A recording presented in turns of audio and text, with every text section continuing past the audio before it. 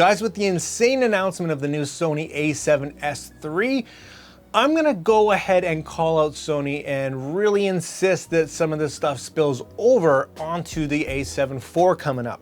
I'm not a professional filmmaker, and like a lot of people, I do some filming and a lot of photography. I'm a hybrid shooter, that's what I do. And I rely on my A7 III to get the job done in pretty much every regard. So I'm really pulling for the best of all worlds like we got in the A7 III in the 4. So I want to talk about a few things that we're going to hopefully see in the 4 here now that we've seen this incredible beast of an A7S III. And let me know what you guys think and what you expect down in the comments for sure. But for me, I'm super excited for the rest of the year. This is just an awesome year for cameras despite everything else that, man, did we finally get a break? Does this even count? I don't know. Let's talk about what I'm kind of looking for in the Sony A7 IV. And if I could get 3/4 of this stuff, I would be super stoked. So let's start off with a sensor. Let's go and push the limit a little bit. Again, 24 megapixels is nice, but I'd like to say 30 is around where I want to be at in this day and age. And yeah, again, if you are the guy who's saying you only need 12 and using the A7S III for stills, you're a bit crazy, bud. A photographer first, a photographer at heart, a professional knows you need more than 12 megapixels. It's non-negotiable. So 30 for me is the sweet spot. I'd like to see a new sensor, a little bit newer, crispier, maybe a little bit more dynamic range, some improvements here and there, of course, and that's kind of what we expect.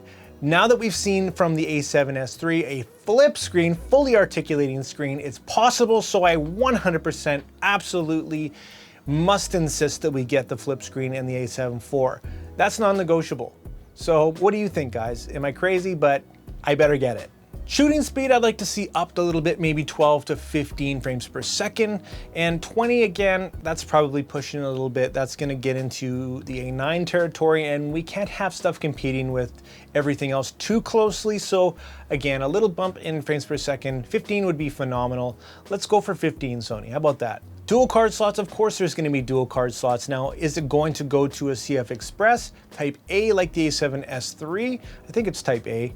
Well, I hope we have the option. I don't think it's going to be necessary, but heck, if you're getting these bigger file sizes and it's going to be faster as well as video, we might need that. You're not going to get the 600 megabits per second, but give us 200, give us 300, give us something a little bit more, 10-bit 422, give us 4K 60. That is an absolute must because, yeah, you're not gonna get the 4K 120 that you get in the S3, of course, but 4K 60 I think is gonna be adequate for me anyways.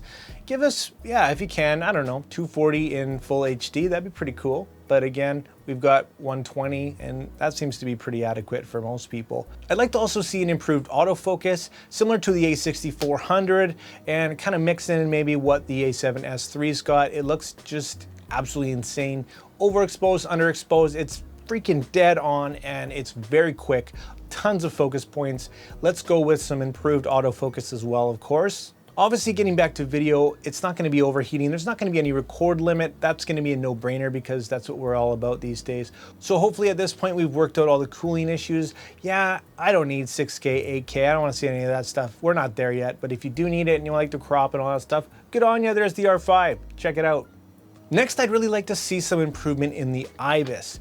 Sony's not particularly known for their IBIS, and now there has been some electronic image stabilization added in the S3, so I'd like to see maybe that, or even just a little bit better IBIS, the actual mechanism in the A7 IV.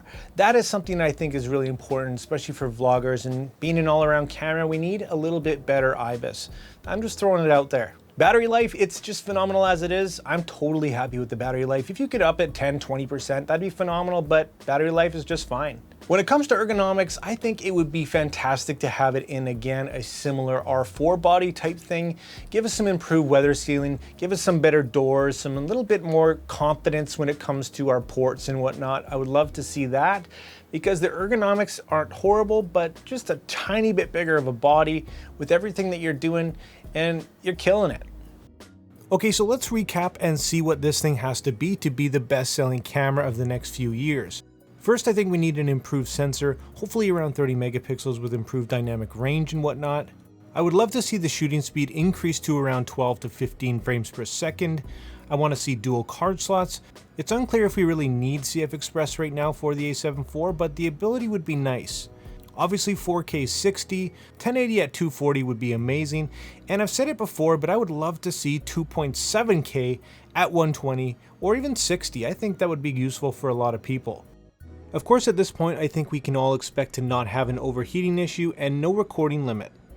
I'd say the 10-bit 422 is expected at this point, and obviously not at 600 megabits like the A7S III, but maybe 200 or 300, something more than we're used to in the A7 III, that's for sure. Next, I'd like to see an improvement on the autofocus system. Although the A7 III has great autofocus, I'd like to see something between the A7R4 and the A6400. Definitely an inclusion of video eye autofocus and active tracking. I'd also like to see an improvement in the IBIS system, and I don't even care if it's electronic, just something at this point because it's just known that Sony just doesn't have the best IBIS. There's definitely room for improvement there. Next, with the announcement of the A7S III, also comes this amazing EVF with nearly 10 million dot resolution. So it's safe to say that we are absolutely expecting something, I would say, in between the A7 III and that beast, and I'm really happy with anything. Give me double, triple would be even better. The LCD screen, of course, would also need a major update. It would be really nice to see an updated body as well, and definitely some work on our ports and accessibility. Just an overall overhaul of everything ergonomically, much like their newer bodies. And other than that, I think that'd be pretty much the perfect camera for me. I don't really know what else I could possibly want. I've probably missed or overlooked a few things. And what a year. What an absolute crazy year. But I want to hear your thoughts, guys. Let me know what your dream, your wish list is. It's just been an incredible year for cameras despite all this craziness. I hope everybody's staying healthy, happy, and I hope you're looking forward to this stuff as much as I do. If you haven't already, guys, consider hitting that like and subscribe button. If you want to see more content like this, drop all your questions and your comments down below as usual. And like always, make mistakes, be yourself, and get out there and take some more pictures. See you next time.